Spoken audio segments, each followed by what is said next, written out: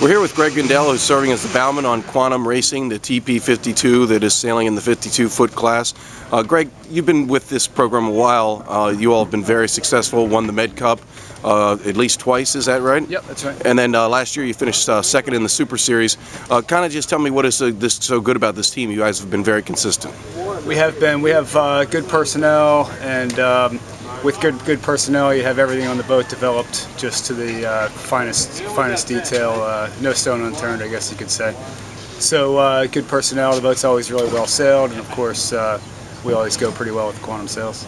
Now, last year you dominated this series. What can you tell us about why, in your opinion, did Quantum do so well? I mean, it's obviously a very competitive fleet, a lot of good sailors. It was kind of surprising the way that Quantum walked away with it last year. It was a little bit surprising. We just had one of those regattas where everything clicked. The boat was going great, and we always put the boat in the right spot, and like I said, everything clicked. It's just one of those regattas where everything happened easily for us. Now, this year, you've got some competition. Obviously, the defending Super Series champion is here. What is it about them? I guess they're the Italian-Argentina team, Azzurra. Right. What is it about them that made them so good during the Super Series last year? Yeah, they had a new boat last year, and that boat, I think, is better than any boat they've had before. And it might be a little step up from it's a direct development of our boat. Right. So they were always going well, and they're well sailed. They put the boat in the right spot as well, and they're a tough team. It's very hard to beat. Now, obviously, working the bow on one of these boats, these things are super machines. They're kind of like the Formula One of sailboats these days. How difficult is it? I mean, does it take kind of two of you to get all the operations done up there? Yeah, there is two of us, myself and Matt Cassidy, who's a great bowman in his own right.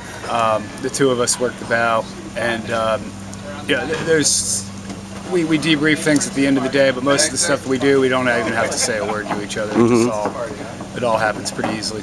But they're pretty overpowered, though. I mean, aren't the spinnaker's huge? I mean, can it get a bit dicey up there in heavy air? Well, it can, but we have a drop system, so there's a line that goes from the sail down into the boat. And the guys on the handles are the ones that actually bring the spinnaker in through the hatch, and we just kind of help it out a little bit up on deck. But those guys, this spinnaker goes away in like 7 or 8 seconds, just right down the hatch with the drop system, so it's pretty nice.